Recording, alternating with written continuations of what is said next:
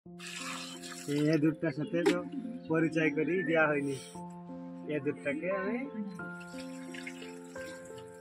College থেকে এনেছিলাম, মানে কলেজে এই দুধটা তখন অনেকগুলি বাচ্চা হয়ে গেছিল, প্রায় 5টা 6টা। তার জন্য তো এই দুধটাকে তখন আর এক্সপেরিমেন্টের কাজে ইউজ করিনি, অনেকগুলো বাচ্চা হয়ে গেল তাই। আর ওই রকম করা উচিত নাই। তারপর থেকে অনেক দিন আমার কাছে এই দুধটা আছে, কখনো ভিডিও করিনি, আজকে ভিডিও করছি। এর একটাই কারণ, এই দুধটাকে আবার কলেজে নিয়ে যেতে হবে। একে আবার মানুষ তো স্বার্থপর, নিজের স্বার্থে ইউজ করবে, সবাইকে করতে হয় অবশ্য, হয়তো মরেই যাবে, মায়া করতে নেই। একে প্রতিদিন খাওয়ানো, তারপরে এই হালকা হালকায় গোসল করানো সব করি, আবার একে নিজের হাতে তুলে দিতে হবে, নাহলে আবার সবাই গালাগালি করবে।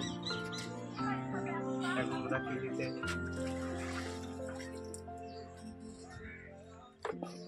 যদি যদি কোনো একটা সেফ জায়গা থাকছে না, এইরকম ইঁদুর অনেক আছে এরকম সাদা, তাহলে সেখানটাতে ছেড়ে দিয়ে চলে আসতাম, কিন্তু সেটাই তো আমি জানিনি, সেটাই ছাড়তে হবে।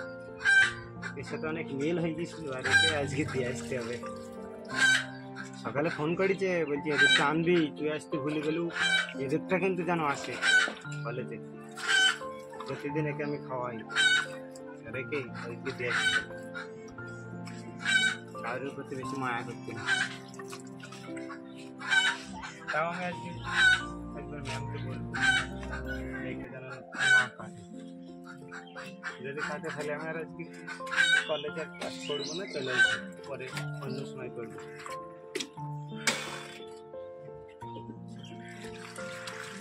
কাটবে তো বটেই, আমাকে তো বলছিল তুই অন্য রুমে চলে যাবি, দরকার হলে তাও এদিকটা নিয়ে আসবি। তাহলে মানুষই থাকতো। আরেকটা গল্প বলি, এটা তো গল্প নাই, গল্পগুলি গল্প হলো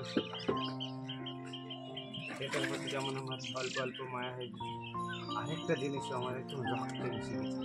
সেটা যদি এই সমাজ অন্য কোথাও দিয়ে দেয়, সেটা তো তখন আমি সমাজের একটু উল্টো দিকে হাঁটি। সমাজ যদি এইদিকে যায়, আমি যাবো এইদিকে, সেটা আমার একদম রক্তে মিশে গেছে। এই তো অল্প দিন, তাই এত মনে দেখছি যে এই লোকটাকে বাঁচাতে পারলে ভালো হয়েছে, আর সেটা তো আমার একদম রক্তে মিশে গেছে।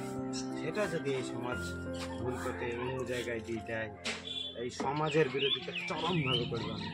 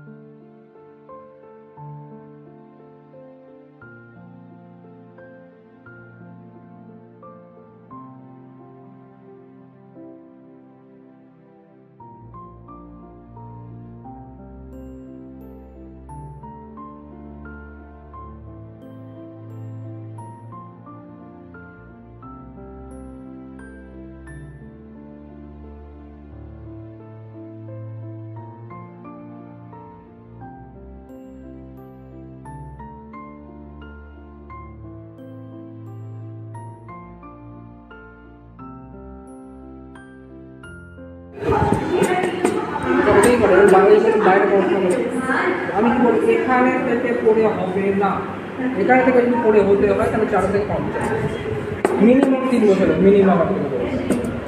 খুব ভালো